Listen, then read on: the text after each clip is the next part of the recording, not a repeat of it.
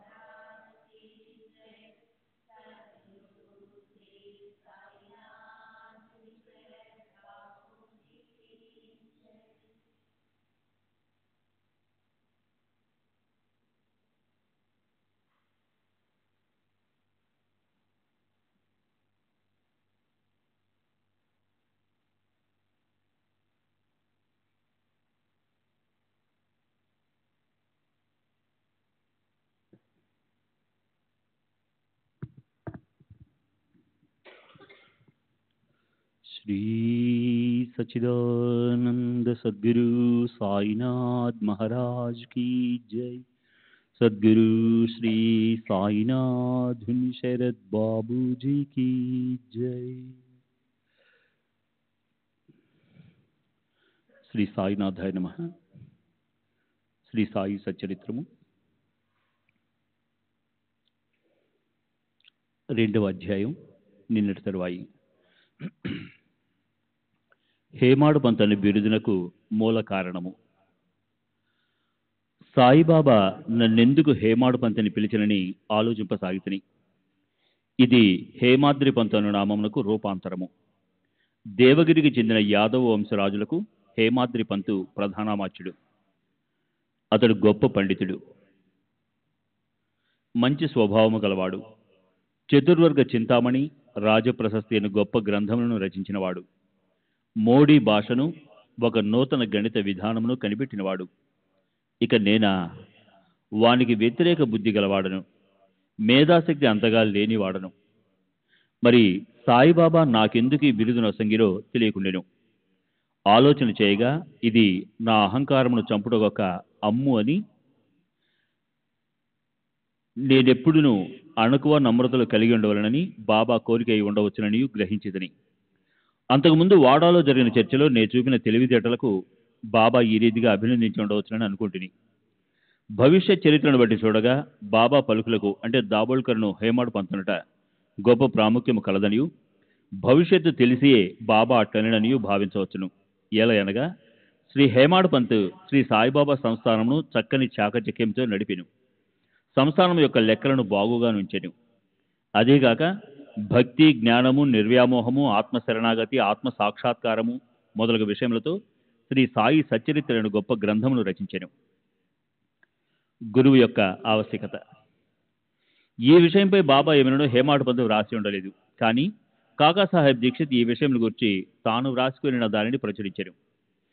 హేమాడు పంత్ బాబాను కలిసిన 2వ దినము కాకాసాహెబ్ దీక్షిత్ బాబా వద్దకు వచ్చి షిరిడీ నుండి వెళ్ళవచ్చునా అని అడిగాను. బాబా అట్లేని జవాబిచ్చాను. ఎక్కడకు అని ఎవరో అడగగా చాలా పైకి అని బాబా చెప్పాను. మార్గం ఏది అని దీక్షిత్ అడిగాను. అక్కడికి పోవుటకు అనేక మార్గములు కలవు. షిరిడి నుంచి కూడా ఒక మార్గము కలదు. మార్గము ప్రయాసకరమైనది. మార్గ మధ్యమున ఉన్న అడవిలో పులులు, తోడేళ్లు కలవని బాబా బదులుడిను.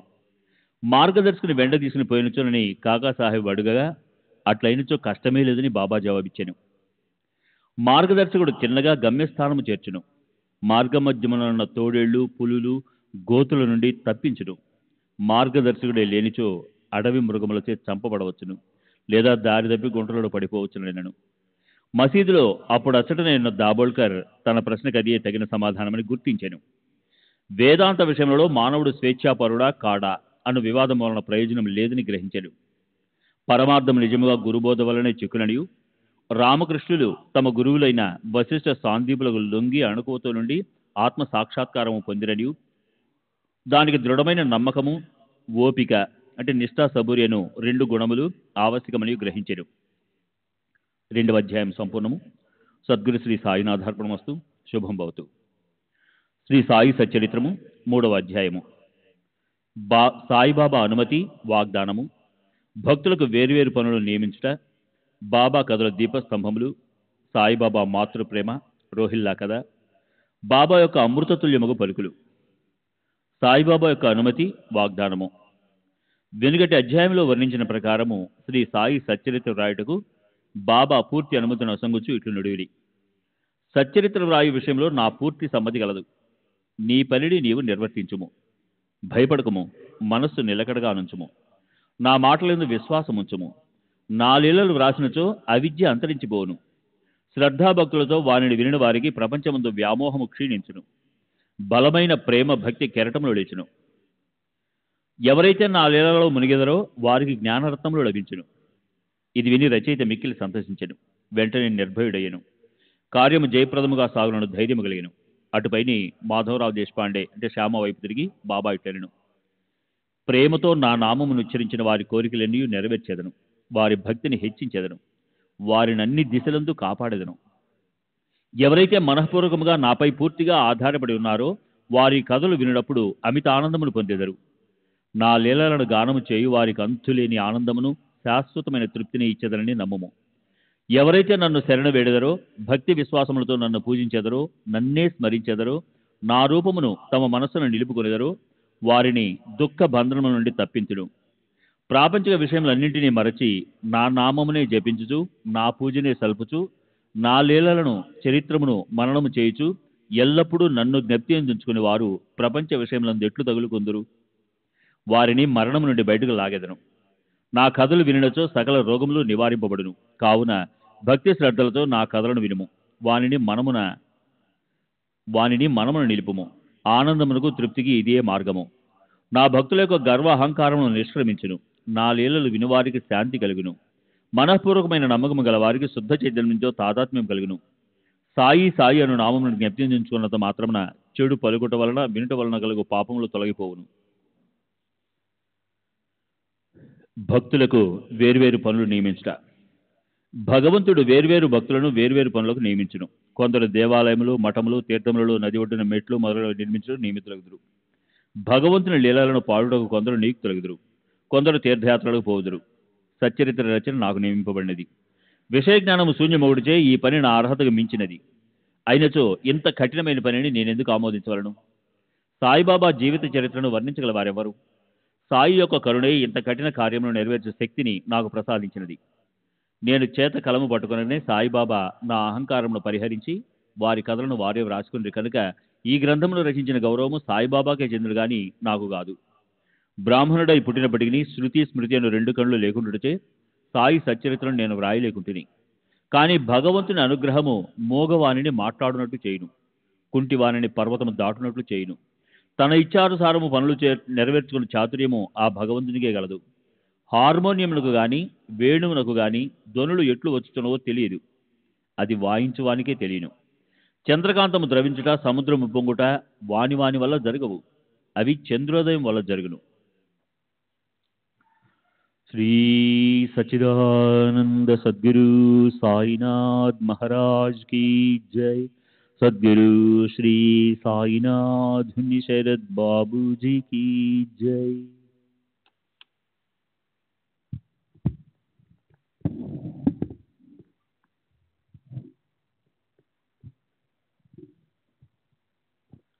బాబా కథలు దీపస్తంభములు.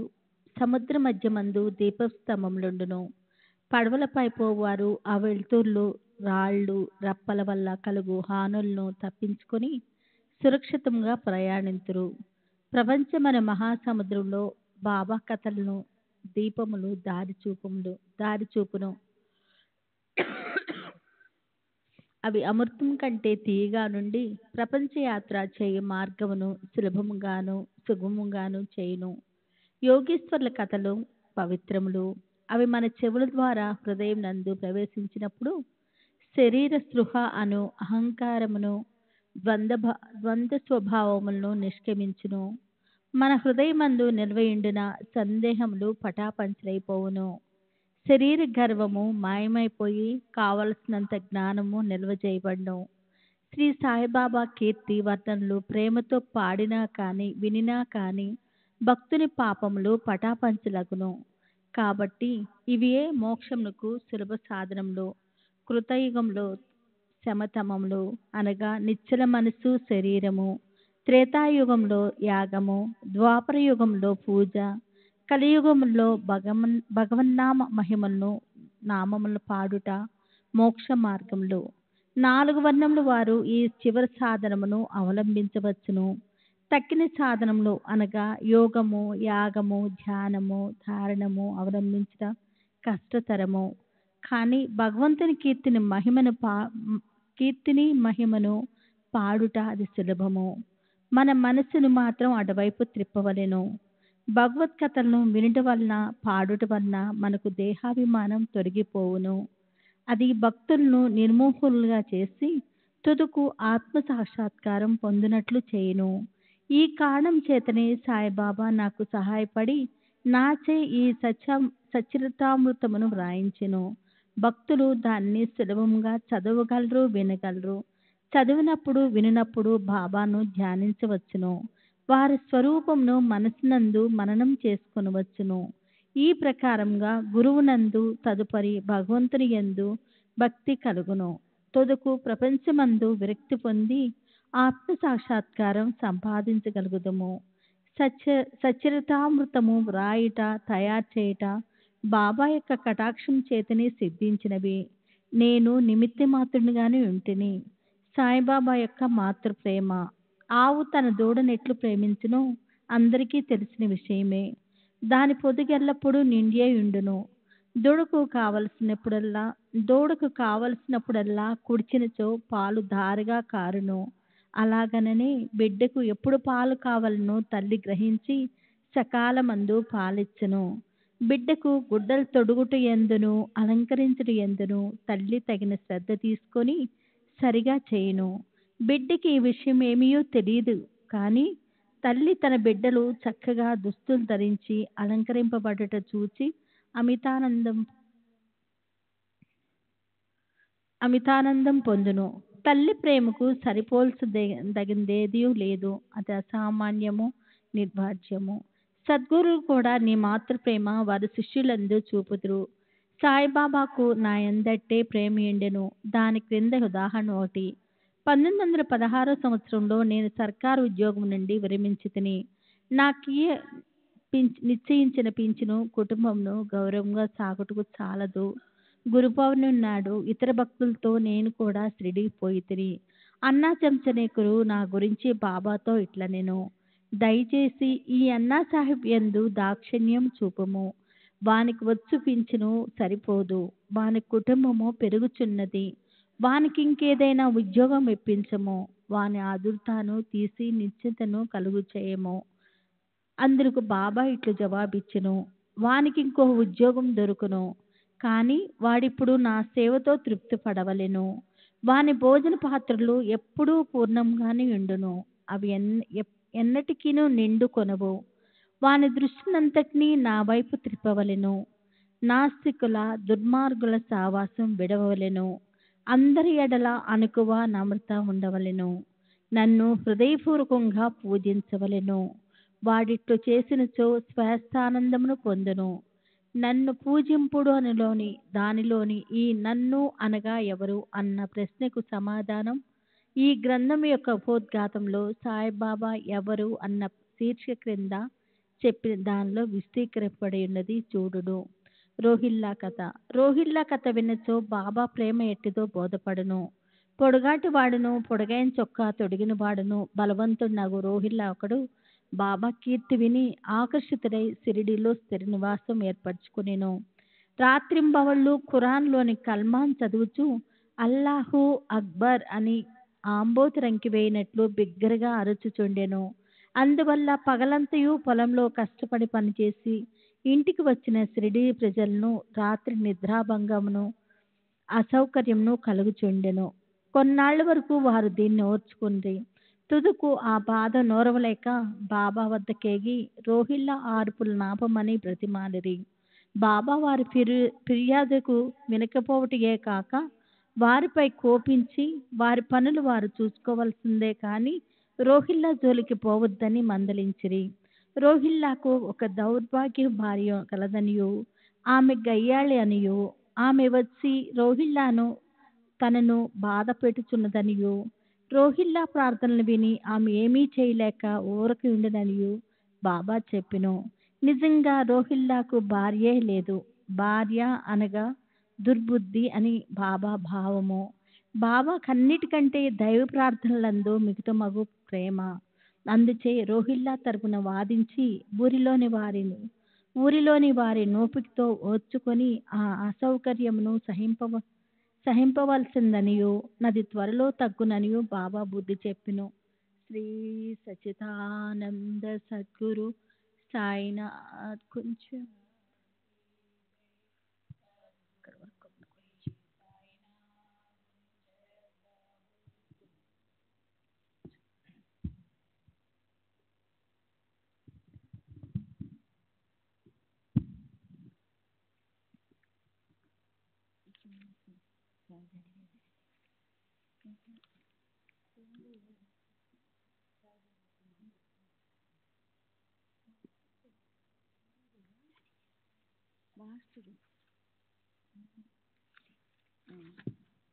శ్రీ సచిదానంద సద్గురు సాయినాథ్ మహారాజ్ కీ జై. సద్గురు శ్రీ సాయినాథ్ నిసరత్ బాబూజీ కీ జై. బాబా యొక్క అమృతతుల్యమహు పలుకులు. ఒకనాడు మధ్యాహ్న హారతి అయిన పిమ్మట భక్తులందరూ తమ తమ బసలకు పోవుచుండిరి. అప్పుడు వారికి బాబా ఈ క్రింది చక్కని ఉపదేశం ఇచ్చిరి. మీరు ఎక్కడనున్నను ఏమి చేయుచున్నను నాకు తెలియనని బాహుగా జ్ఞాపకం ఉంచుకొనుడు. నేనందరి హృదయములను పాలించువాడును, అందరి హృదయములలో నివసించువాడును. నేను ప్రపంచమందు గల చరాచర జీవకోటిని ఆవరించి ఉన్నాను. ఈ జగత్తును నడిపించువాడును సూత్రధారిని నేనే. నేనే జగన్మాతను. త్రిగుణముల సామరస్యమును నేనే. ఇంద్రియ చాలకుడును నేనే. సృష్టి స్థితి లయ కారకుడును నేనే. ఎవరైతే తమ దృష్టిని నా వైపు త్రిప్పెదరో వారికి ఏ హాని గాని బాధ గాని కలుగదు. నన్ను మరచిన వారిని మాయ శిక్షించును. పురుగులు, చీమలు తదితర దృశ్యమాన చరాచర జీవకోటి అంతయు నా శరీరమే, నా రూపమే. ఈ చక్కని అమూల్యమైన మాటలు విని వెంటనే నా మనస్సులో ఏ నౌకరి కొరకు యత్నించక గురు సేవలోనే నిమగ్నమగుటకు నిశ్చయించుకుంటుని. కాని అన్నాచించినీకర్ ప్రశ్నకు బాబా చెప్పిన సమాధానము నా మనసునందు ఉండెను. అది జరుగునా లేదా అని సందేహం కలుగుచుండెను. భవిష్యత్తులో బాబా పలికిన పలుకులు సత్యములైనవి. నాకు ఒక సర్కారు ఉద్యోగం దొరికెను. కాని అది కొద్ది కాలము వరకే. అటు పిమ్మట వేరే పని ఏదియూ చేయక శ్రీ సాయి సేవకు నా జీవితమంతయు సమర్పించి తిని. ఈ అధ్యాయమును ముగించబో ముందు చదువురులకు నేను చెప్పునది ఏమన, బద్ధకము, నిద్ర, చంచల మనస్సు, దేహాభిమానము మొదలగు వానిని విడిచి వారు తమ యావత్తు దృష్టిని సాయిబాబా కథల వైపు త్రిప్పవలను. వారి ప్రేమ సహజముగా నుండవలెను. వారు భక్తి యొక్క రహస్యమును తెలుసుకుందురుగాక. ఇతర మార్గములు అవలంబించి అనవసరముగా అలసిపోవద్దు. అందరూ నొకే మార్గమును త్రొక్కెదురుగాక. అనగా శ్రీ సాయి కథలను విందురుగాక. ఇది వారి అజ్ఞానమును నశింపజేయును, మోక్షమును సంపాదించి పెట్టును. లోబి ఎక్కడ ఉన్నప్పటికీ వాని మనసు తాను పాతిపెట్టిన సొత్తునందే ఉండునట్లు బాబాను కూడా నెల్లరూ తమ హృదయములందు స్థాపించుకుందురుగాక. 3వ అధ్యాయం సంపూర్ణము. సద్గురు శ్రీ సాయినాథార్పణమస్తు. శుభం భవతు. శ్రీ సచ్చిదానంద సద్గురు సాయినాథ్ మహారాజ్ కీ జై. సద్గురు శ్రీ సాయినాథుని శరత్ బాబూజీ కీ జై. శ్రీ సాయి సచ్చరిత్రము 4వ అధ్యాయము. యోగీశ్వరుల కర్తవ్యము. పవిత్ర షిరిడి క్షేత్రము. సాయిబాబా రూపురేఖలు.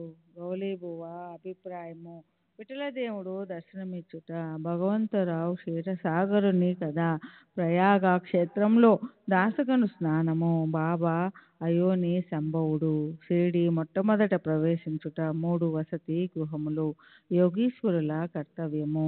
భగవద్గీత 4వ అధ్యాయమున 7-8 శ్లోకములందు శ్రీకృష్ణ పరమాత్ముడు ఇట్లు సెలవిచ్చి ఉన్నారు. ధర్మము నశించినప్పుడు, అధర్మము వృద్ధి పొందినప్పుడు నేను అవతరించెదను.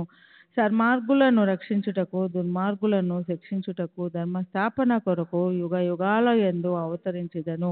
ఇది ఏ భగవంతుని కర్తవ్య కర్మ. భగవంతుని ప్రతినిధులకు యోగులు, సన్యాసులు అవసరం వచ్చినప్పుడల్లా అవతరించి ఆ కర్తవ్యమును నిర్వర్తించెదరు. ద్విజులగు బ్రాహ్మణ, క్షత్రియ, వైశ్య జాతుల వారు తమ కర్మలను మానునప్పుడు, శూద్రులు పై జాతుల వారి హక్కులను అపహరించినప్పుడు, మత గురువులను గౌరవించక అవమానించినప్పుడు, ఎవరును మత బోధలను లక్ష్య పెట్టినప్పుడు, ప్రతివాడును గొప్ప పండితుడునని అనుకున్నప్పుడు, జనులు నిషిద్ధ ఆహారములు, మద్యపానముల అలవాటు పడినప్పుడు, మతము పేరుతో కాని పనులు చేయనప్పుడు, వేరు మతముల వారు తమలో తాము కలహించుకున్నప్పుడు, బ్రాహ్మణులు సంధ్యావందనము మానునప్పుడు, సనాతనులు తమ మత ఆచారములు పాటించినప్పుడు, ప్రజలు ధనధార సంతానములే జీవిత పరమార్థంగా భావించి మోక్ష మార్గమును మరచునప్పుడు, యోగీశ్వరులు ఉద్భవించి వారి వాక్కాయ కర్మలచే ప్రజలను సన్మార్గమున పెట్టి వ్యవహారములను చక్కదిద్దుదురు. వారు దీపస్తంభముల వలె సహాయపడి మనము నడువవలసిన సన్మార్గమును, సత్ప్రవర్తనను నిర్దేశించెదరు. ఈ విధంగానే నివృత్తి, జ్ఞానదేవ్, ముక్తాబాయ్, నామదేవ్, జానాబాయ్, ఘోరా, గోనాయి, ఏకనాథుడు, తుకారాం, నరహరి, నర్సీభాయి, సజన్ కసాయి, సావంతమాలి, రామదాసు మొదలగు గల యోగులను తదితరులను వేరు సమయములను ఉద్భవించి మనకు సవ్యమైన మార్గమును చూపిరి. అట్లే సాయిబాబా కూడా సకాలమందు షిరిడి చేరిరి. పవిత్ర షిరిడి క్షేత్రము. అహ్మద్నగర్ జిల్లాలోని గోదావరి నదీ ప్రాంతములు చాలా పుణ్యతములు. ఏలన అచట అనేక యోగులు ఉద్భవించిరి, నివసించిరి. అట్టి వారిలో ముఖ్యులు శ్రీ జ్ఞానేశ్వర్ మహారాజు. షిరిడి గ్రామము అహ్మద్నగర్ జిల్లాలోని కోపర్గాం తాలూకాకు చెందినది. కోపర్గాం వద్ద గోదావరి దాటి షిరిడీకి పోవలెను. నది దాటి 3 కోసులు పోయినచో నీమ్గా వచ్చును. అచటికి సీడీ కనిపించును. కృష్ణా తీరమందు గల గాన్గాపురము, నరసింహవాడి, ఔదుంబర్ మొదలగు గల పుణ్యక్షేత్రముల వలె షిరిడీ కూడా గొప్పగా పేరుగాంచినది. పండరిపురమునకు సమీపమున గల మంగళ వేద యందు భక్తుడగు దామాజీ, సజన్గఢ యందు సమర్థ రామదాసు, నర్సోబాచివాడి యందు శ్రీ నరసింహ సరస్వతి స్వామి వార్లు వర్ధిల్లినట్లే శ్రీ సాయినాథుడు షిరిడీలో వర్ధిల్లి దానిని పవిత్రము అనర్చెను. సాయిబాబా రూపురేఖలు. సాయిబాబా వలనే షిరిడీ ప్రాముఖ్యము వహించినది. సాయిబాబా ఎట్టి వ్యక్తియో పరిశీలింతుము. వారు కష్టతరమైన సంసారమును జయించిన వారు. శాంతియే వారి భూషణము. వారు జ్ఞానమూర్తులు. వైష్ణవ భక్తులకు ఇల్లు వంటి వారు. ఉదార స్వభావులు. సారంలోని సారం వంటి వారు. నశించు వస్తువులందు అభిమానము లేని వారు. ఎల్లప్పుడూ ఆత్మ సాక్షాత్కారమునందు మునిగి ఉండేవారు. భూలోకమునందు గాని స్వర్గలోకమందు గాని గల వస్తువుల యందు అభిమానం లేనివారు. వారి అంతరంగము అద్దం వలె స్వచ్ఛమైనది. వారి వాక్కుల నుండి అమృతము స్రవించుచుండును. గొప్పవారు బేదవారు వారికి సమానమే. వారు మానాలను లెక్కించని వారు కారు. అందరికీ వారు ప్రభువు. అందరితో కలిసి మెలిసి ఉండేవారు. ఆటలు గాంచెడివారు. పాటలను వినుచుండెడివారు. కానీ సమాధి స్థితి నుండి మరలువారు కారు. ఎల్లప్పుడూ అల్లా నామము ఉచ్చరించుచుండెడివారు. ప్రపంచమంతా మేలుకొనున్నప్పుడు వారు యోగనిద్ర ఉండెడివారు. లోకము నిద్రించినప్పుడు వారు మెలకువతో నుండెడివారు. వారి అంతరంగము లోతైన సముద్రం వలె ప్రశాంతము. వారి ఆశ్రమము, వారి చర్యలు ఇదమిత్తంగా నిర్ణయించుటకు వీలు కానివి. ఒకచోటనే కూర్చుండి ఉన్నప్పటికీ ప్రపంచమందు జరుగు సంగతులన్నీ వారికి తెలియను. వారి దర్బారు ఘనమైనది. నిత్యము వందల కొలది కథలు చెప్పినప్పటికీ మౌనము తప్పిడివారు కారు. ఎల్లప్పుడూ మసీదు గోడకు ఆనుకొని నిలుచువారు లేదా ఉదయము మధ్యాహ్నం సాయంత్రం లెండి తోటవైపు గాని చావడవైపు గాని బచార్లు చేయుచుండెడివారు. ఎల్లప్పుడూ ఆత్మ ధ్యానమునందే మునిగి ఉండేడివారు. సిద్ధ పురుషుడైనప్పటికీ సాధకుని వలె నటించువారు. అనుకువ నమ్రత కలిగి అహంకారం లేక అందరినీ ఆనందింపజేయవారు. అట్టి వారు సాయిబాబా షిరిడీ నేల వారి పాద స్పర్శచే గొప్ప ప్రాముఖ్యము పొందినది. జ్ఞానేశ్వర్ మహారాజు అలందిని వృద్ధి చెందినట్లు ఏకనాథుడు పైఠానును వృద్ధి చేసినట్లు శ్రీ సాయిబాబా షిరిడీని వృద్ధి చేసెను. షిరిడీలోని గడ్డి రాళ్ళు పుణ్యం చేసుకున్నవి. ఏలైనా బాబా పవిత్ర పాదములను ముద్దు పెట్టుకుని వారి పాదధూళి తలపైన వేసుకొనగలిగినవి. షిరిడీ మా వంటి భక్తులకు పండరిపురము, జగన్నాథము, ద్వారక, కాశీ, రామేశ్వరము, బదరి, కేదార్, నాసిక్, త్రయంబకేశ్వరము, ఉజ్జాయిని, మహాబలేశ్వరము, గోకర్ణముల వంటిదైనది. షిరిడీ సాయిబాబా స్పర్శయే మాకు వేద పారాయణ తంత్రము. అది మాకు సంసార బంధములను సన్నగిల్లజేసి ఆత్మ సాక్షాత్కారమును సులభ సాధ్యము చేయును. శ్రీ సాయి దర్శనమే మాకు యోగ సాధనముగా నుండెను.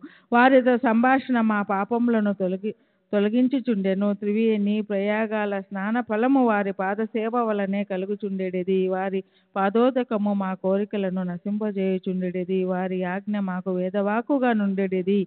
వారి ఊది ప్రసాదము పావనము చేయుచుండెను. వారు మా పాలిట శ్రీకృష్ణుడిగా శ్రీరాముడిగా నుండి ఉపశమనము కలుగు చేయుచుండిరి. వారు మాకు పరబ్రహ్మ స్వరూపమే. వారు ద్వంద్వాతీతులు. నిరుత్సాహం గాని ఉల్లాసం గాని ఎరుగరు. వారు ఎల్లప్పుడూ సచ్చిదానంద స్వరూపులుగా నుండి వారు. షిరిడీ వారి కేంద్రమును. వారి లీలలు పంజాబు, కలకత్తా, ఉత్తర హిందుస్థానము, గుజరాత్, దక్కను, కన్నడ దేశములలో చూపుచుండిరి. ఇట్లు వారి కీర్తన దూర దేశములకు వ్యాప్తించగా భక్తుల అన్ని దేశముల నుండి షిరిడీ చేరి వారిని దర్శించి వారి ఆశీర్వాదమును పొందుచుండిరి. వారి దర్శన మాత్రముననే భక్తుల మననములు వెంటనే శాంతి వహించుచుండివి. పండరిపురం నందు విఠలు రఘుమామాయిలను దర్శించినచో భక్తులకు కలిగడి ఆనందము షిరిడీలో దొరుకుచుండెను. ఇది అతిశయోక్తి కాదు. ఈ విషయం గూర్చి భక్తుడొకడు చెప్పినది గమనింపుడు. శ్రీ సచ్చిదానంద సద్గురు సాయినాథ్ మహారాజ్ की जय। सद्गुरु श्री साईनाथुनि शरद बाबूजी की जय।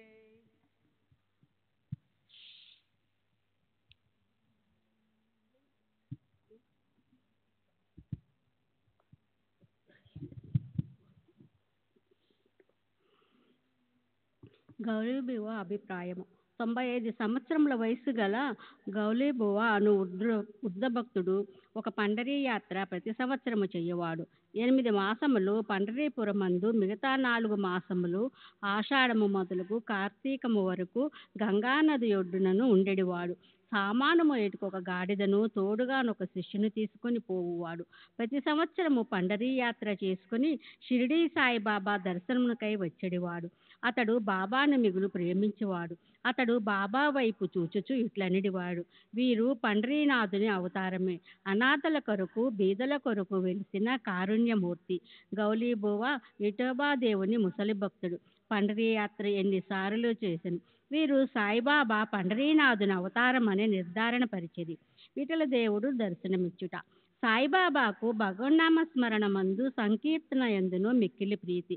వారెప్పుడు అల్లా మాలిక్ అనగా అల్లాయే యజమాని అని అనుచుండెడివారు. 7 రాత్రింబవళ్ళు భగవన్నామ స్మరణ చేయించుండెడివారు. దీనిని నామ సప్తాహం అందరు. బాబా ఒకప్పుడు దాసగణ మహారాజును నామ సప్తాహము చేయమన్నది. సప్తాహము ముగినాడు విఠల దర్శనము కలుగునని వాగ్దానం ఇచ్చినచో నామ సప్తాహము సలిపెదనని దాసగను జవాబిచ్చాను. బాబా తన గుండెపై చెయ్యవేసి తప్పనిసరిగా దర్శనమిచ్చును. కానీ భక్తుడు భక్తి ప్రేమలతో నుండవలెను. డాకూరునాథు యొక్క డాకూరు పట్టణము, విఠల యొక్క పండరీపురము, శ్రీకృష్ణుని ద్వారకా పట్టణము ఎక్కడనే అనగా షిరిడీలోనే ఉన్నవి. ఎవరను ద్వారకకు పోవలసిన అవసరము లేదు. విఠలుడు ఇక్కడనే ఉన్నాడు. భక్తుడు భక్తి ప్రేమలతో కీర్తించినప్పుడు విఠలుడు ఒక్కడే అవతరించును అన్నారు. నామసప్తాహము ముగిసిన పిమ్మట విఠలుడి క్రింద విధముగా దర్శనమిచ్చెను. స్నానానంతరము కాకాసాహెబ్ దీక్షిత్తు ధ్యానమున ముగియున్నప్పుడు విఠలుడు వారికి కనిపించెను. కాకా మధ్యాహ్న హారతి కొరకు బాబా వద్దకు పోగా తేట తెల్లముగా కాకాను బాబా ఇట్లా అడిగాను, విఠల్ పాటిల్ వచ్చినాడా? నీవు వానిని చూచితివా? వాడు మిక్కిలి పారబోతు. వానిని దృఢముగా పట్టుకొనుము. ఏ మాత్రము అజాగ్రత్తగా నున్నను తప్పించుకొని పారిపోవును. ఇది ఉదయము జరిగెను. మధ్యాహ్నము ఎవడో పటములను అమ్మువాడు 25-30 విఠోబా చిత్ర పటములను అమ్మకమునకు తెచ్చెను. ఆ పటము సరిగా కాకాసాహెబ్ ధ్యానములో చూచిన దృశ్యముతో పోలి ఉండును. దీనిని చూచి బాబా మాటలు జ్ఞాపకము తెచ్చుకొని కాకాసాహెబ్ ఆశ్చర్యానందములో మునిగెను. విఠోబా పటమునొకటి కొని పూజా మందిరములో నుంచుకొనెను. భగవంతరావు క్షీరసాగరుని కథ. విఠల పూజ యందు బాబాకెంతో ప్రీతియో భగవంతరావు క్షీరసాగరుని కథలో విశదీకరించబడినది. భగవంతరావు తండ్రి విఠోబా భక్తుడు. పండరీపురమునకు నియమముగా యాత్ర చేయుచుండెడివాడు. ఇంటి వద్ద కూడా విఠోబా ప్రతిమ నుంచి దానిని పూజించువాడు. అతడు మరణించిన పిమ్మట వారి కొడుకు పూజను, యాత్రను, శ్రాద్ధమును మానెను. భగవంతరావు షిరిడీ వచ్చినప్పుడు బాబా వాని తండ్రిని జ్ఞప్తికి తెచ్చుకొని, వీని తండ్రి నా స్నేహితుడు కాన వీనినిచ్చటకు ఈడ్చుకొని వచ్చి తిని, వీడు నైవేద్యము ఎన్నడూ పెట్టలేదు. కావున నన్నును విఠలను కూడా ఆకలితో మార్చినాడు. అందుచే వీనిని ఇక్కడికి తెచ్చి తిని, వీడు చేయినది తప్పని బోధించి చివాట్లు పెట్టి తిరిగి పూజ ప్రారంభించినట్లు చేసేదని అననిది. శ్రీ సచ్చిదానంద సద్గురు సాయినాథ్ మహారాజ్ కీ జై. సద్గురు శ్రీ సాయినాథ్ శరత్ బాబూజీ కీ జై. ప్రయోగ క్షేత్రంలో దాసగను స్నానము. గంగానది యమునా నది కలియు చోటునకు ప్రయోగ అని పేరు. ఇందులో స్నానమాచరించిన ప్రతివానికి గొప్ప పుణ్యము ప్రాప్తించునని హిందువుల నమ్మకం. అందుచేతనే వేల కొలది భక్తులు అప్పుడచ్చడికి పోయి స్నానమాడుదురు. దాసగను కూడా ప్రయోగ పోయి అచ్చట సంగమంలో స్నానం చేయవలనని మనసున తలచెను. బాబా వద్దకేగి అనుమతించమనెను. అందుకు బాబా ఇట్లు జవాబిచ్చెను, అంత దూరము పోవలసిన అవసరమే లేదు. మన ప్రయోగ ఇచ్చటనే కలదు. నా మాటలు విశ్వసింపుము. ఇట్లనునంతలో ఆశ్చర్యముల అన్నిటికంటే ఆశ్చర్యకరమైన వింత జరిగినది. దాసగన్ మహారాజు బాబా పాదములపై శిరస్సు నుంచిన వెంటనే బాబా 2 పాదముల బొటనవేళ్ల నుండి గంగా యమున జలములు కాలువలుగా పారెను. ఈ చమత్కారమును చూచి దాసగను ఆశ్చర్యచకితుడయ్యాడు. భక్తావేశాలతో మైమరిచాడు. కన్నులు ఆనందాశ్రవులతో నిండాయి. అతని హృదయంలో ఉప్పొంగిన కవితావేశం శ్రీ సాయిలీల గాన రూపంలో పెళ్ళుబికింది. శ్రీ సచ్చిదానంద సద్గురు సాయినాథ్ మహారాజ్ కి జై. సద్గురు శ్రీ సాయినాథ్.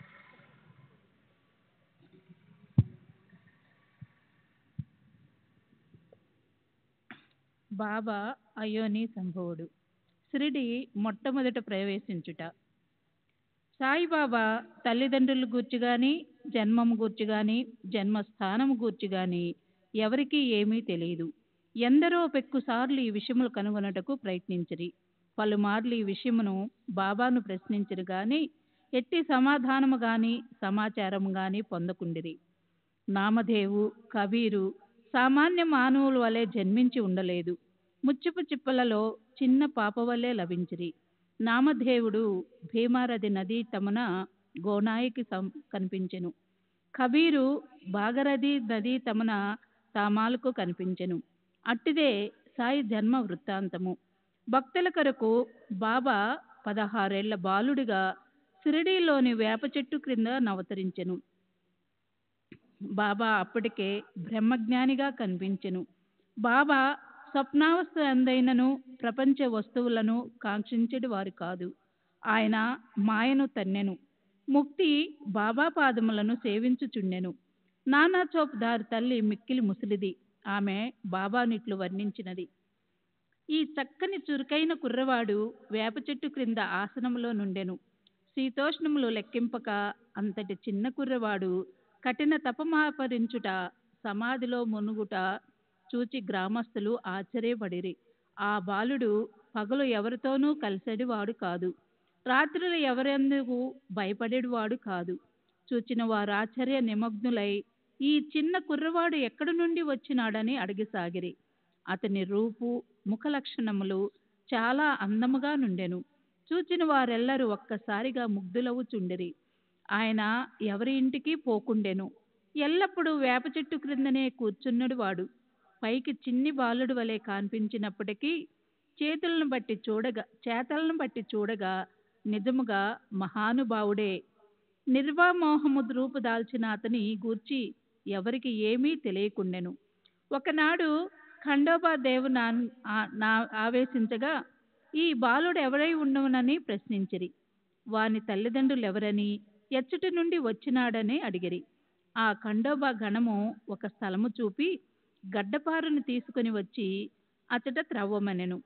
అట్లా త్రవ్వగా అందులో కొన్ని ఇటుకలు, వాని ఎగువ వెడల్పు రాయి ఒకటి కాన్పించెను. ఆ బండను తొలగించగా క్రిందినొక సందు కాన్పించెను. అచట 4 దీపములు వెలుగుచుండెను. ఆ సొరంగము ద్వారా ముందుకు పోగా అచటనొక భూగృహము కనిపించెను. అందులో గోముఖ నిర్మాణము, కర్రబల్లలు, జపమాలలు కాన్పించెను. ఆ బాలుడచట 12 సంవత్సరముల తపస్సు నభ్యసించినని ఖండోబా చెప్పెను. పిమ్మట కుర్రవాణ్ణి ఈ విషయము ప్రశ్నించగా వారలను మరిపించుచు అది తమ గురుస్థానమనియు వారి సమాధి అచట గలదనియు కావున దానిని కాపాడవలెనను చెప్పెను. వెంటనే దానిని ఎప్పటి వలె మూసివేసిరి. అశ్వత్థుంబర వృక్షము వలె నీ యాప చెట్టును పవిత్రముగా చూచుకొనుచు బాబా ప్రేమించుడు వారు. మహాల్సాపతి తదితర షిరిడీలోని భక్తులు దీనిని బాబా యొక్క గురువుగారి సమాధి స్థానమని భావించి సాష్టాంగ నమస్కారములు చేసెదరు. శ్రీ సచ్చిదానంద సద్గురు సాయినాథ్ మహారాజ్ కీ జై. సద్గురు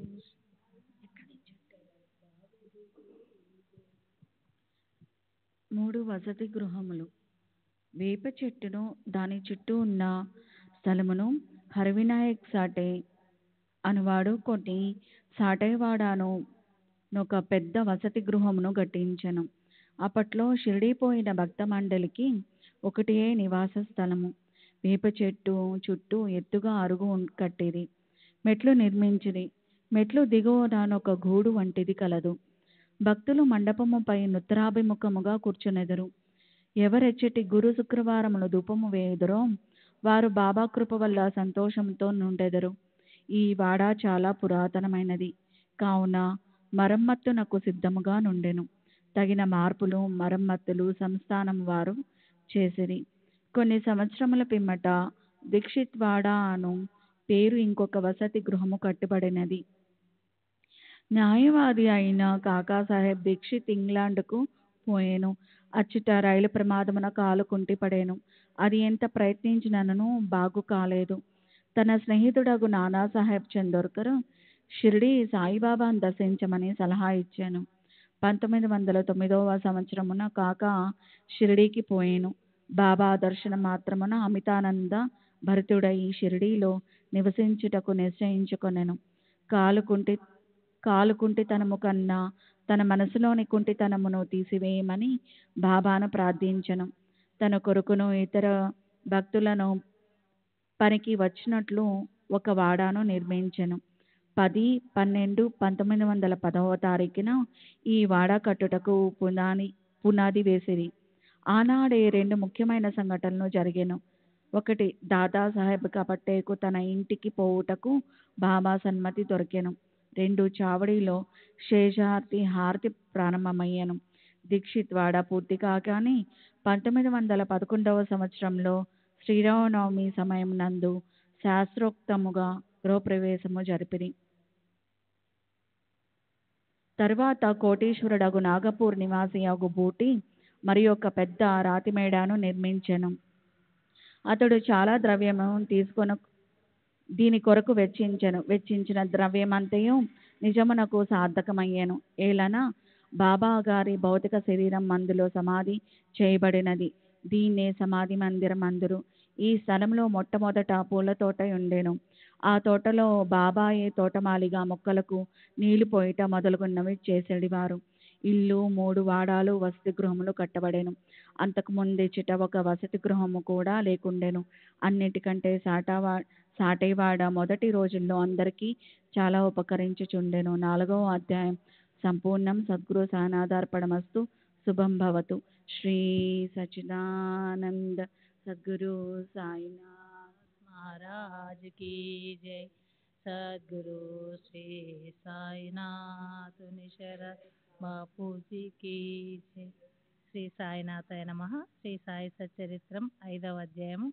పెండ్లివారితో కలిసి బాబా తిరిగి షిరిడి వచ్చుట, ఫకీర్కు సాయి నామం ఎట్లు వచ్చెను, ఇతర యోగులతో సహవాసం, బాబా దుస్తులు, వారి నిత్యకృత్యములు, వేప చెట్టు కిందనున్న పాదుకల వృత్తాంతం, ఈ కథ యొక్క పూర్తి వివరములు, మొహియుద్దీన్ తంబోలితో కుస్తీ, జీవితంలో మార్పు, నీళ్లను నూనెగా మార్చుట, జౌహరలి అను కపట గురువు, పెండ్లివారితో కలిసి బాబా తిరిగి షిరిడీకి వచ్చుట.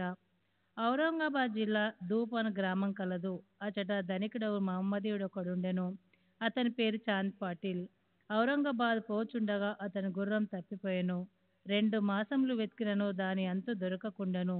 అతడు నిరాశ చెంది భుజంపై జీన్ వేసుకొని ఔరంగాబాద్ నుండి ధూపు గ్రామంనకు పోచుండెను. సుమారు ఒక 9 మైళ్ళు నడిచిన పిమ్మట ఒక మామిడి చెట్టు వద్దకు వచ్చెను. దాని నీడలో ఒక వింత పురుషుడు కూర్చొని ఉండెను. అతడు తలపై టోపీ, పొడగైన చొక్కా ధరించి ఉండెను. చంకలో సటగా పెట్టుకొని చిలుం తాగుటకు ప్రయత్నించుచుండెను. దారు వెంట పోవు చాంద్ పాటిల్ని చూసి అతన్ని పిలిచి చిలుం తాగి కొంత తడవు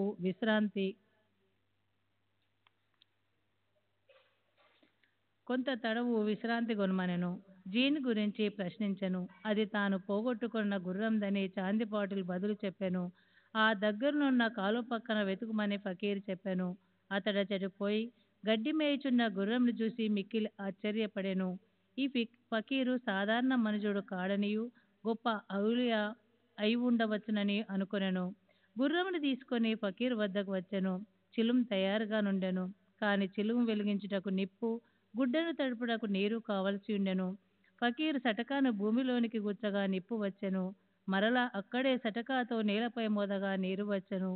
ఫకీరు చాపి నా నీటితో తడిపి నిప్పుతో చిలుమును వెలిగించెను. అటుల సిద్ధమైన చిలుమును ఆ ఫకీరు తాను పీల్చి తరువాత చాంద్ పాటిల్ కందించెను. ఇదంతయు చూసి చాంద్ పాటిల్ ఆశ్చర్యచకితుడయ్యెను. ఫకీర్ను తన గృహంనకు అతిథిగా రమ్మని చాంద్ పాటిల్ వేడెను. ఆ మరుసటి దినమే ఫకీర్ పాటిల్ ఇంటికి పోయి అచట కొంతకాలం ఉండెను. ఆ పాటిల్ గ్రామంనకు మునసబు. అతని భార్య తమ్ముని కొడుకు పెళ్లి సమీపించెను. పెండ్లి కూతురిది షిరిడీ గ్రామము. అందుచే కావలసిన సన్నాహములన్నీ చేసుకొని పాటిల్ షిరిడీ ప్రయాణమయ్యను. పెండ్లివారితో కలిసి ఫకీరు కూడా బయలుదేరెను. ఎట్టి చిక్కులు లేక వివాహం జరిగిపోయాను. పెండ్లివారు దూపు గ్రామంనకు తిరిగి వెళ్ళిరి. కానీ ఫకీరు మాత్రం షిరిడీలో ఆగి అచ్చటనే స్థిరంగా నిలిచెను. ఫకీరుకి సాయి నామం మెట్లు వచ్చెను. పెండ్లివారు షిరిడీ చేరగానే ఖండోబా మందిరమునకు సమీపంన నున్న భక్త మహల్సాపాతి గారి పొలంలో నున్న మర్రి చెట్టు కింద బస చేసిరి. ఖండోబా మందిరమునకు తగిలియున్న ఖాళీ జాగాలో బండ్లు విడిచిరి. బండ్లలో నున్న వారు ఒకరి తర్వాత ఒకరు దిగిరి. ఫకీరు కూడా దిగెను. బండి దిగుచున్న యువ ఫకీర్ను చూసి భక్త మహల్సాపతి రండి సాయి అని స్వాగతించెను. తక్కిన వారు కూడా ఆయనను సాయి అని పిలవనారంభించారు. అది మొదలు వారు సాయిబాబాగా ప్రఖ్యాతులైరి. ఇతర యోగులతో సహవాసము. సాయిబాబా షిరిడీలోని ఒక మసీదులో నివాసం ఏర్పరచుకొనిరి. బాబా షిరిడీ రాకపూర్వమే దేవీదాస్ అని యోగి షిరిడీలో ఎన్ని సంవత్సరముల నుండి నివసించుచుండెను. బాబా అతనితో సాంగత్యమునకు ఇష్టపడెను. అతనితో కలిసి కొంతకాలం మారుతి మందిరంలోనూ చావడిలోనూ ఉండెను. కొంతకాలం ఒంటరిగా నుండెను. అంతలో జానకీదాసు గోసావి అనే ఇంకొక యోగి అచ్చటకు వచ్చెను. బాబా అప్పుడప్పుడు ఆ యోగితో మాట్లాడుచుండెడివారు. లేదా బాబా ఉండు చోటుకు జానకీదాస్ పోచుండెను. అటులనే పునాతాంబ నుండి ఒక వైశ్య యోగి షిరిడీ వచ్చిచుండెడివాడు. ఆయన గృహస్థుడు. పేరు గంగాగీరు. ఒకనాడు బాబా స్వయంగా కుండలతో నీళ్లు తెచ్చి పూల చెట్లకు పోయిచుండట చూసి అతడు షిరిడీ గ్రామస్తులతో ఇట్లనెను. ఈ మణి ఇచ్చటుండుటే షిరిడీ పుణ్యక్షేత్రమైనది. ఈయన నాడు కుండలతో నీళ్లు మోయిచున్నాడు. కానితడు సామాన్య మానవుడు కాడు. ఈ నేల నిజంగా పుణ్యం చేసుకున్నది కనుకనే సాయిబాబాను నీ మణిని రాబొట్టకొలగలిగెను. ఏవలా గ్రామంలో ఉన్న మఠంలో ఆనందనాథుడను యోగి పుంగోడుండెను. అతడు అక్కల్కోట్కర్ మహారాజు గారి శిష్యుడు. అతడు ఒకనాడు షిరిడీ గ్రామ నివాసులతో బాబాను చూడవచ్చెను. అతడు సాయిబాబాను చూసి ఇట్లనెను. ఈయన ఒక అమూల్యమైన రత్నం. సామాన్య మానవుని వలె కనిపించుచున్నప్పటికీ ఈయన మామూలు రాయి వంటి వాడు కాదు. ఈయనొక అమూల్య వజ్రం. ముందు ముందు ఈ సంగతి మీకే తెలియగలదు. ఇట్లనుచు ఆనందనాథుడు తిరిగి ఏవలా వెళ్ళెను. ఇది శ్రీ సాయిబాబా యవ్వనంన జరిగిన సంగతి. శ్రీ సచ్చిదానంద సద్గురు సాయినాథ్ మహారాజ్ కీ జై. సద్గురు శ్రీ సాయినాథ్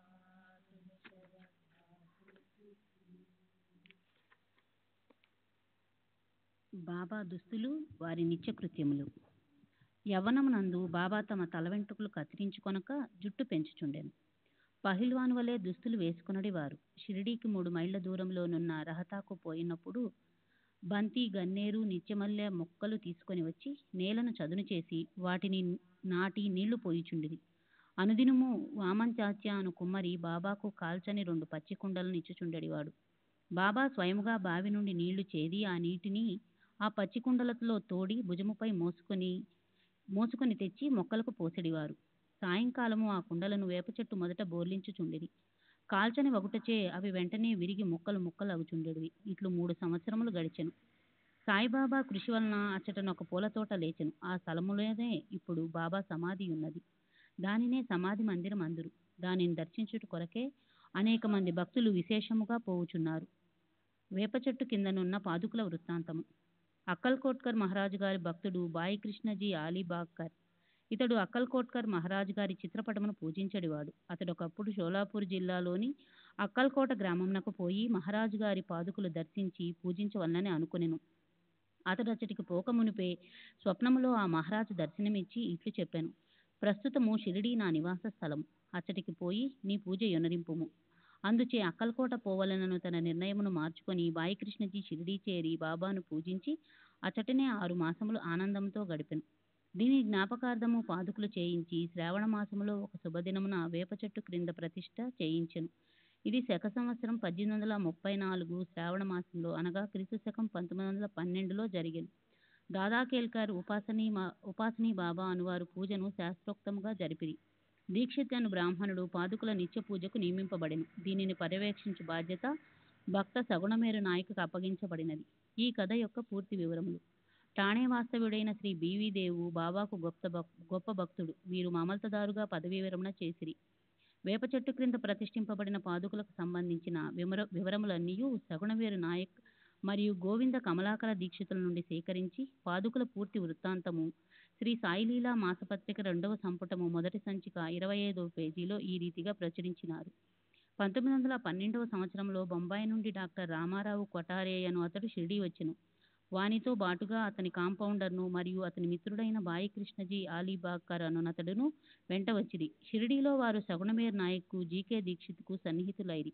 అనేక విషయములు తమలో తాము చర్చించుకున్నప్పుడు సంభాషణ వశాత్తు బాబా ప్రప్రథమున షిరిడీ ప్రవేశించి వేప చెట్టు క్రింద తపస్సు చేసిన దాని జ్ఞాపకార్థము బాబా పాదుకలను రాతితో చెక్కించుటకు నిర్ణయించిరి.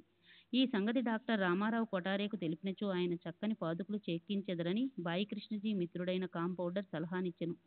అందరూ ఈ సలహాకు సమ్మతించిరి. అప్పటికి బొంబాయి తిరిగి వెళ్లిన డాక్టర్ గారికి ఈ విషయమును తెలియపరిచిరి. వారు వెంటనే మరల షిరిడీ వచ్చి పాదుకల నమూనా వ్రాయించిరి. ఖండోబా మందిరమందున్న ఉపాసనీ మహారాజు వద్దకు పోయి తాము వ్రాసిన పాదుకల నమూనా చూపిరి. శ్రీ ఉపాసనీ దానిలో కొన్ని మార్పులను చేసి పద్మము, శంఖము, చక్రము మొదలగునవి చేర్చి బాబా యోగశక్తిని, వేప చెట్టు గొప్పతనమును తెలుపు ఈ క్రింది శ్లోకమును కూడా చెక్కించిరి.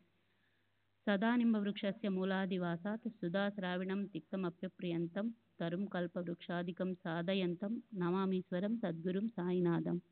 శ్రీ సచ్చిదానంద साईनाथ महाराज की जय। सद्गुरु श्री साईनाथ शरद बाबू जी की जय। ఉపాసని సలహాలను ఆమోదించి పాదుకలు బొంబాయిలో చేయించి కాంపౌండర్ ద్వారా పంపిరి. శ్రావణ పౌర్ణమి నాడు స్థాపన చేయమని బాబా ఆజ్ఞాపించెను. ఆనాడు 11 గంటలకు జీకే దీక్షిత్ తన శిరస్సుపై పాదుకలు పెట్టుకొని ఖండోబా మందిరం నుండి ద్వారకామాయికి ఉత్సవంతో వచ్చిరి. బాబా ఆ పాదుకలను స్పృశించి అవి భగవంతుని పాదుకలని నుడివిడెను. వానిని వేప చెట్టు మూలమున ప్రతిష్ఠింపుడని ఆదేశించును. ఆ ముందు రోజు బొంబాయి నుండి పాస్తాసేట్ అను పార్సీ భక్తుడొకడు మనీ ఆర్డర్ ద్వారా 25 రూపాయలు పంపియుండెను. బాబా ఆ పైకము పాదుక ప్రతిష్టకు ఖర్చు నిమిత్తం ఇచ్చెను.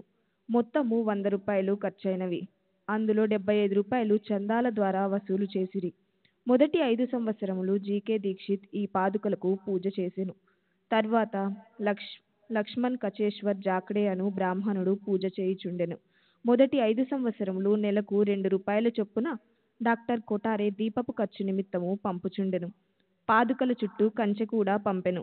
ఈ కంచెయు పైకప్పును కోపర్గాం స్టేషన్ నుండి షిరిడీ తెచ్చుటకు 7 రూపాయల 8 ఖర్చు సగున్మేర్ నాయక్ ఇచ్చెను. ప్రస్తుతము జాకడే పూజ చేయుచున్నాడు. సగునుడు నైవేద్యమును దీపమును పెట్టుచున్నాడు. మొట్టమొదట బాయి కృష్ణజీ అక్కల్ కోట్కర్ మహారాజ్ భక్తుడు.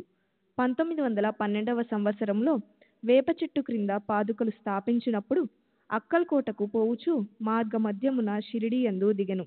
బాబా దర్శనము చేసిన తరువాత అక్కల్కోట గ్రామమునకు పోవలననుకొని బాబా వద్దకేగి అనుమతినిమ్మనెను. బాబా ఇట్లనెను, అక్కల్కోటలో ఏమున్నది? అక్కడేల పోయేదవు?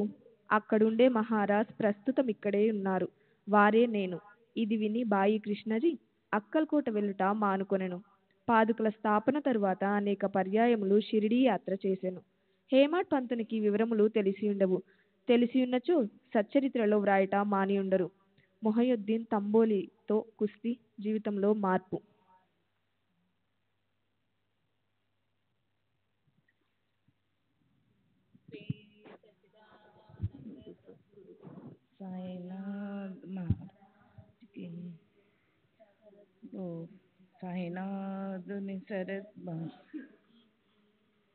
మొహియుద్దీన్ తంబూలితో కుస్తీ, జీవితంలో మార్పు. షిరిడీ గ్రామంలో కుస్తీలు పట్టుట వాడుక. అచ్చట మొహియుద్దీన్ తాంబోలి అనువాడు తరచుగా కుస్తీలు పట్టుచుండెడివాడు.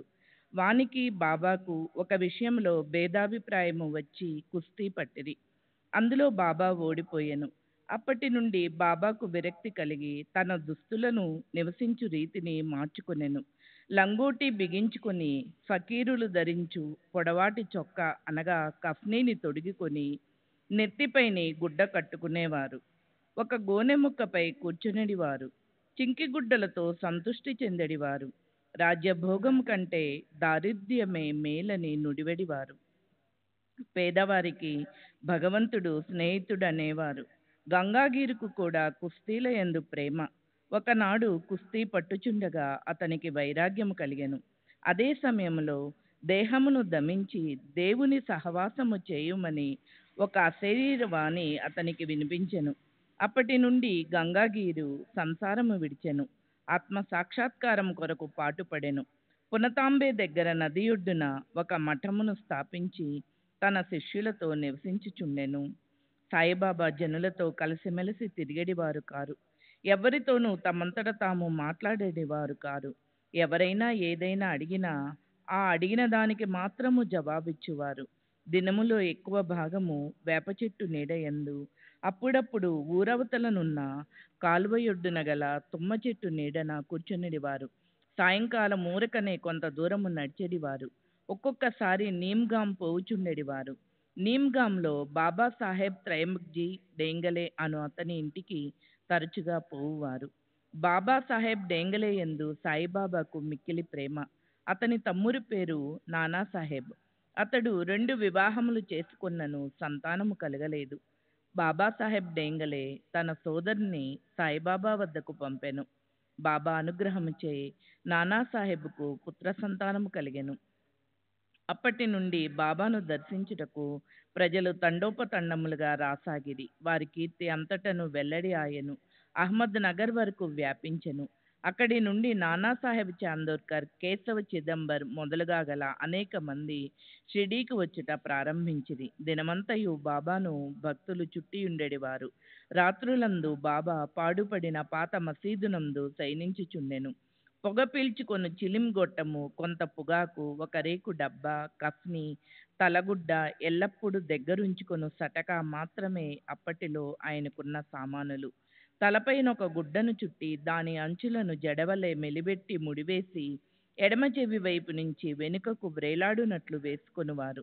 తమ దుస్తులను వారముల తరబడి ఉతకకుండా నుంచువారు. చెప్పులను తొడిగేవారు కారు. దినమంతయు గోనెగుడ్డపైనే కూర్చునేవారు. కఫ్నీ క్రింద లంగోటి కట్టుకొనేడివారు. చలిని కాచుకొనుటకు దునికెదురుగా అనగా మసీదు ఈశాన్య భాగంలో గల కొయ్య చేపట్టుపై తమ ఎడమ చేతి నానించి దక్షిణ ముఖముగా కూర్చునేవారు. ఆ దునిలో అహంకారమును, కోరికలను, ఆలోచనలను ఆహుతి చేసి అల్లాయే యజమాని అని పలికేవారు. మసీదులో 2 గదుల స్థలము మాత్రం ఉండెను. భక్తులందరూ అచటనే బాబాను దర్శించుచుండిరి. 1912 తదుపరి మసీదుకు కొన్ని మార్పులు చేయబడినవి. పాత మసీదును మరామత్తు చేసి నేలపైన నగిషీరాలు తాపన చేసిరి. బాబా ఈ మసీదుకు రాకపూర్వము తకియాలో చాలా కాలము నివసించిరి. బాబా తమ కాళ్లకు చిన్న గజ్జెలు కట్టుకొని సొగసుగా నాట్యము చేసేవారు. భక్తిపూర్వకమైన పాటలు పాడేవారు. శ్రీ సచ్చిదానంద సద్గురు సాయినాథ్ మహారాజ్ కీ జై. సద్గురు శ్రీ సాయినాథ్ శరత్ బాపూజీకి జై. నీళ్లను నూనెగా మార్చుట. సాయిబాబాకు దీపములన్న చాలా ఇష్టము. ఊరిలో నూనెను విక్రయించు షావుకారులను నూనె అడిగి తెచ్చి మసీదునందు రాత్రి అంతయు దీపములు వెలిగించుచుండేవారు. కొన్నాళ్ళు ఇట్లు జరిగెను. ఒకనాడు నూనె ఇచ్చి దుకాణదారులందరూ కూడబలుకుని బాబాకు నూనె ఇవ్వకూడదని నిశ్చయించుకునిరి. బాబా వారి దుకాణములకు ఎప్పటి వలె పోగా నూనె లేదనిరి. బాబా కలత చెందక ఒట్టి ఒత్తులు మాత్రమే ప్రమిదలలో పెట్టి ఉంచెను. నూనె వ్యాపారులు ఆసక్తితో ఇది అంతయు గమనించుచూ ఉండిరి. అడుగున 2-3 నూనె చుక్కలు మిగిలి ఉన్నా తమ రేకు డబ్బాలో నీటిని పోసి కలియబెట్టి ఆ నీటిని త్రాగివేసిరి. ఈ విధముగా ఆ రేకు డబ్బాలోని నూనె అవశేషమును పావనము చేసిన పిమ్మట మరలా డబ్బాతో నీరు తీసుకుని ఆ నీటిని ప్రమిదలలో నింపెను. దూరముగా నిలిచి పరీక్షించుచున్న దుకాణదారులు విస్మయముందినట్లు ప్రమిదలన్నీయు తెల్లవారుదాకా చక్కగా వెలుగుచుండెను. ఇదంతయు చూచి ఆ షావుకారులు పశ్చాత్తాపపడి బాబాను మన్నింపమని కోరిరి. బాబా వారిని క్షమించి ఇక పైనైనను సత్యమును అంటిపెట్టుకునుడని హితము చెప్పి పంపివేసిరి. శ్రీ సచ్చిదానంద సద్గురు సాయినాథ్ మహారాజ్ కీ జై. సద్గురు శ్రీ సాయినాథుని శరత్ బాపూజీకి జై.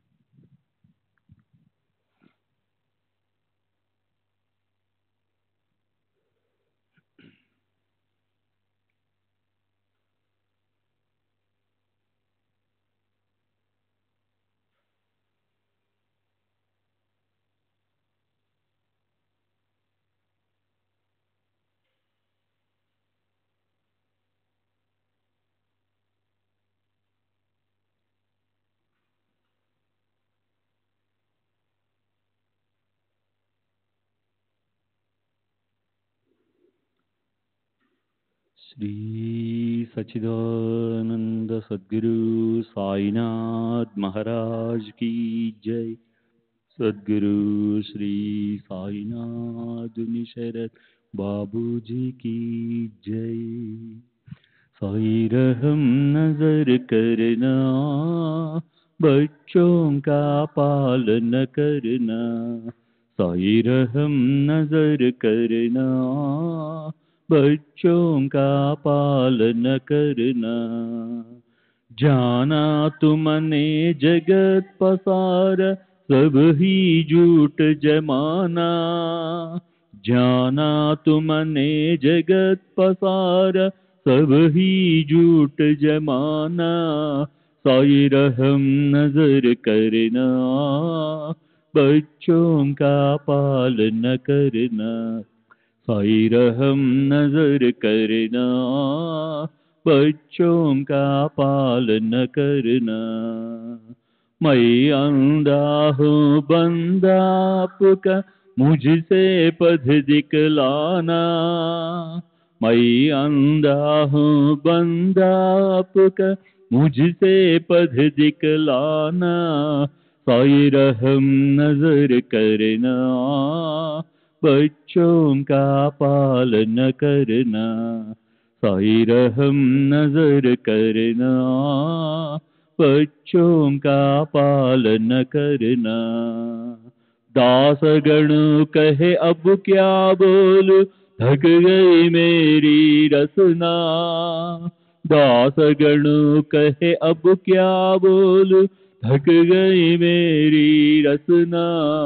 साई रहम नजर करना, बच्चों का पालन करना. साई रहम नजर करना, बच्चों का पालन करना. रहमो नजर करो अब मोरे साई, तुम बिना नहीं मुझे माँ बाप भाई. रहमो नजर करो मैं अंधा हूँ बंदा तुम्हारा. मैं अंधा हूँ बंदा तुम्हारा. मैं ना जानू, मैं ना जानू, मैं ना जानू. अल्लाह इलाही रहमो नजर करो, रहमो नजर करो, अब मोरे साई तुम बिना नहीं मुझे बाप बाई। रहमो नजर करो, काली जमाना मैंने गमाया, काली जमाना मैंने गमाया, साथी आखिर का, साथी आखिर का, साथी आखिर का तुम बिना कोई। रहमो नजर करो, रहमो नजर करो, अब मोरे साई तुम बिना नहीं मुझे माँ बाप बाई। रहमो नजर करो, अपने मस्जिद का झाड़ू गड़ो है, अपने मस्जिद का झाड़ू गड़ो है, मालिक हमारे, मालिक हमारे, मालिक हमारे तुम बाबा साई। रहमो नजर करो, रहमो नजर करो, अब मोरे साई तुम बिना नहीं मुझे माँ बाप बाई। रहमो नजर करो। श्री सच्चिदानंद सद्गुरु साईनाथ महाराज की जय। सद्गुरु श्री साईनाथ निशरद बाबू जी की जय।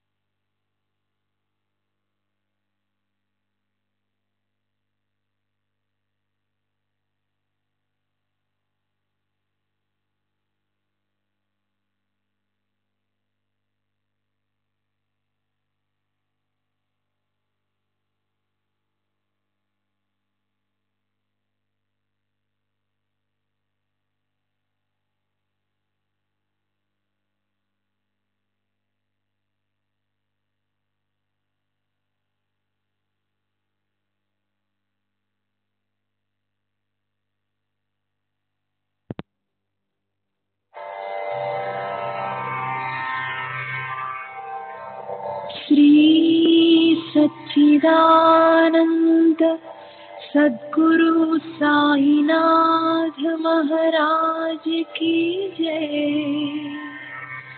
सद्गुरु श्री साईनाथुनि शरद बाबू जी की जय।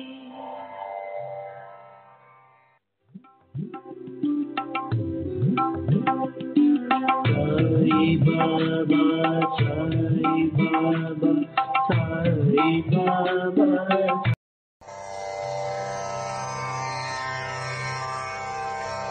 श्री सच्चिदानंद सद्गुरु साईनाथ महाराज की जय।